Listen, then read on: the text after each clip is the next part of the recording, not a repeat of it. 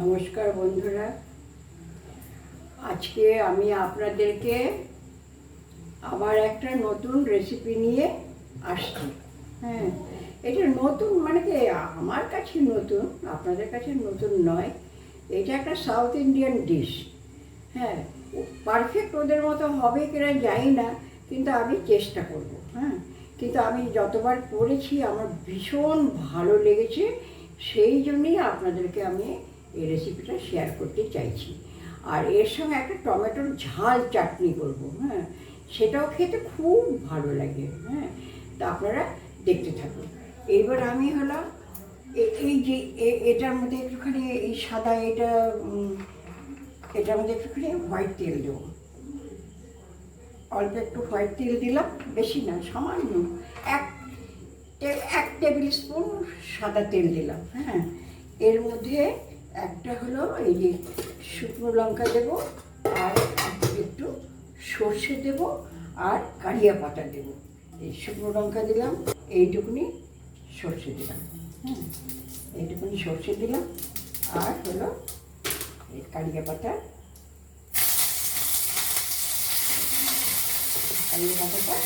একটু ভালো করে ভাজি।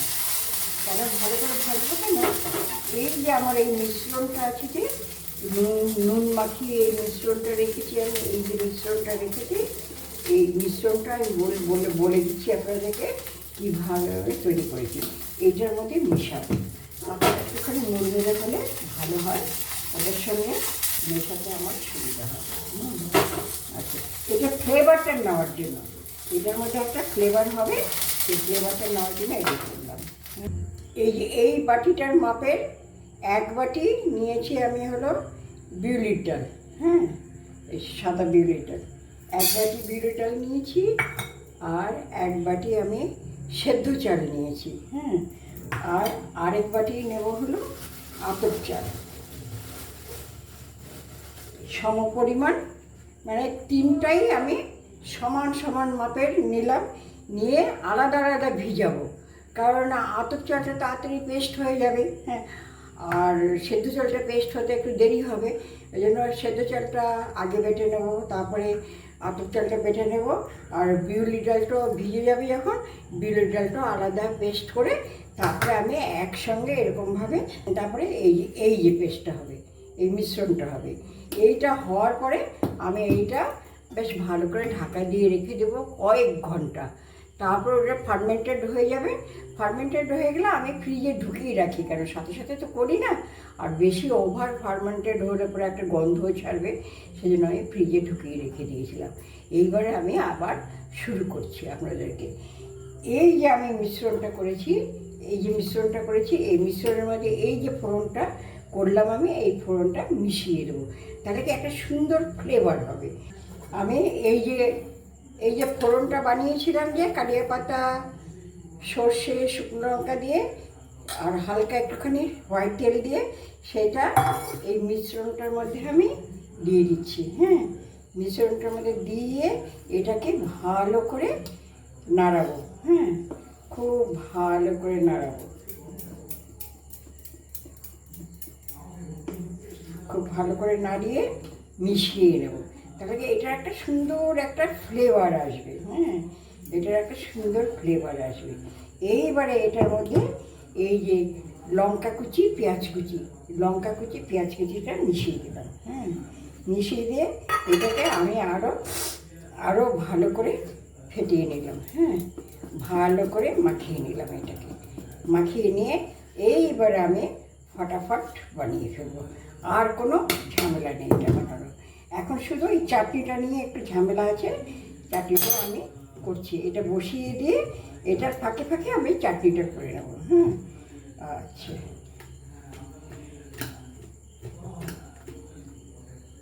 এটা নুন ঠুন সব ঠিক আছে। হ্যাঁ, সকালবেলা আমি এইটা দিয়ে এই ব্যাটারটা দিয়ে ইডলি করেছিলাম সকালবেলা, তারপরে বেঁচে গেছে, তা আমি ভাবলাম যে ইডলি তো সকালে খেলাম, বিকেলে তাহলে এইটা করি, আপ্পমটা করি। আমি যতটা জানি আর কি, আমি যেটুকুনি দেখেছি একজনকে করতে, আমি খেয়েছিও, আমার খুব ভালো লেগেছিল, সেই জন্য আমি ভাবলাম তাহলে আজকে এখন আর আমি ইডলি করব না, ইডলি না করে আমি আপ্পামটাই করব।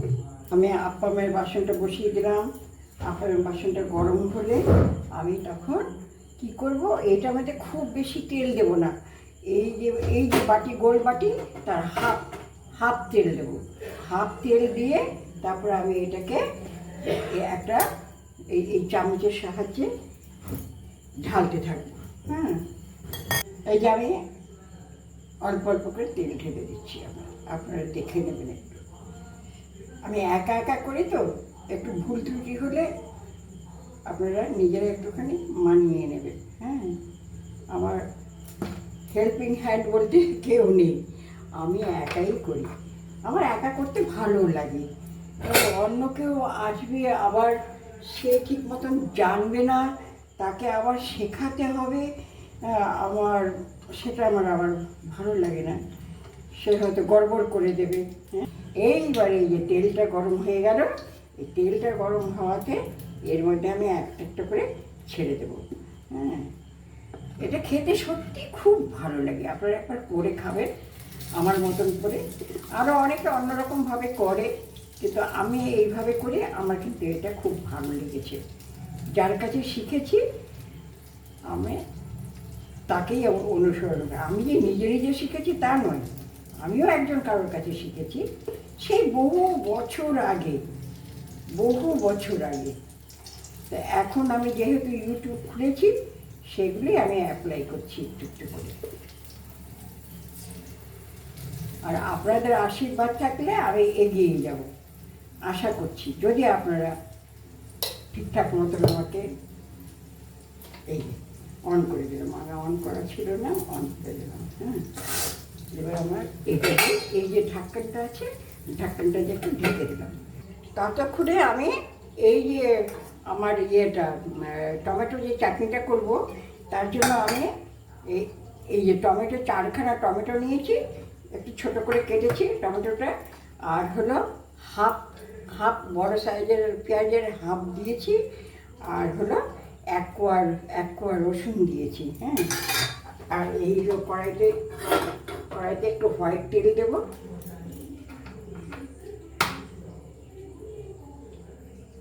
কড়াইতে একটু হোয়াইট তেল দিয়ে, আর এই টমেটোগুলো না সবসময় দানা ছাড়িয়ে নেবেন। টমেটোর দানা শুদ্ধ না খাওয়াই ভালো। এই যে এটা দিয়ে দিলাম। এটা হতে থাক, ওটাতে একটু শুধু নুন দেবো। হ্যাঁ, এখন আপাতত একটু নুন দেবো। আর হলো শুকনো লঙ্কা গুঁড়ো দেবো। এটা কি শুকনো লঙ্কার গুঁড়ো দিয়েই করতে হয়, কাঁচা লঙ্কা নয়। আর বেশ ঝাল হবে, এত ঝাল হয় না, ঝাল হবে, খেতে দারুণ দুর্ধর্ষ লাগে খেতে। ওটা হতে থাক, ওখানটায় আমি গ্যাসটা অন করে দিলাম। অন করে দিয়ে একটু ঢাকা দিয়ে দিলাম, আর সিমে দিয়ে দিলাম, কারণ একসঙ্গে দুটো করছি তো। আচ্ছা, সিমে দিলাম। আমার এইটা হয়ে গেছে। এই দেখুন, প্রথম যেটা দিয়েছিলাম সেটা তো হয়েই গেছে।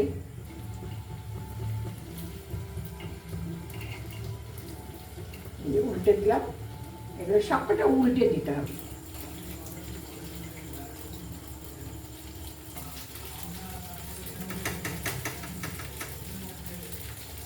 দেখুন,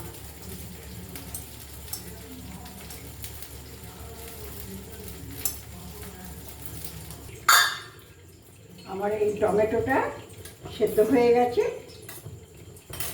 গ্যাসটা অফ করে আপনাদের দেখাচ্ছি সামনে এনে। এই দেখুন, আমি এই যে টমেটোটা করেছিলাম না, টমেটোটা সেদ্ধ করলাম, যে এইটা এর চেয়ে বেশি সেদ্ধ করব না। হ্যাঁ, কারণ এইটাকে ঠান্ডা করে আমি আবার পেস্ট করব। পেস্ট করে ফোড়ন দিয়ে এটাকে আবার নাড়তে থাকবো। হ্যাঁ, এটা ঝাল নোনতাই হবে। আমি ততক্ষণ ফ্যানের তলায় রেখে আসি।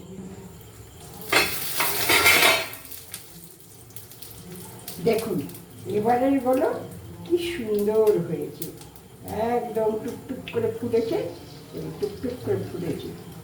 এইটাই হলো একদম পারফেক্ট।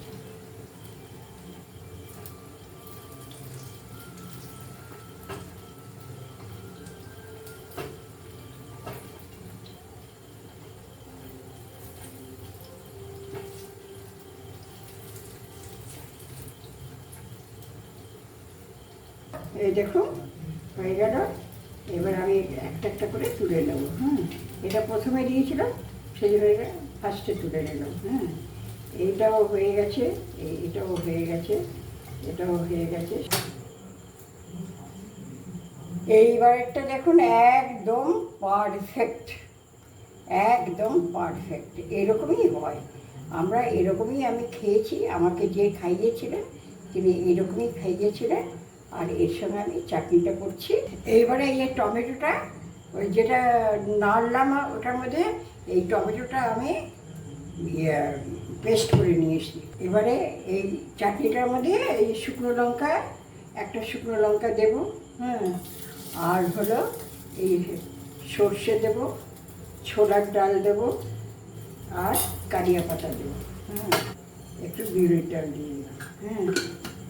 দিয়ে শুকনো লঙ্কা, ছোলার ডাল, বিউলির ডাল, সর্ষে আর হলো কারিয়া পাতা, এই হলো ফোড়ন। এইবারে এই পেস্টটা আমি দিয়ে দিলাম, টমেটো পেস্টটা দিয়ে দিলাম। হাফ চামচের মতন আমি একটু চিনি দিয়ে দিলাম। একটু মিষ্টি মিষ্টি না হলে না ভালো লাগে না খেতে।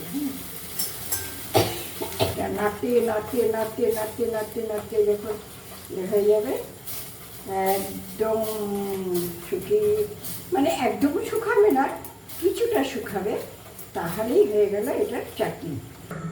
বন্ধুগণ, এই দেখুন কেমন লাগছে দেখতে বলুন।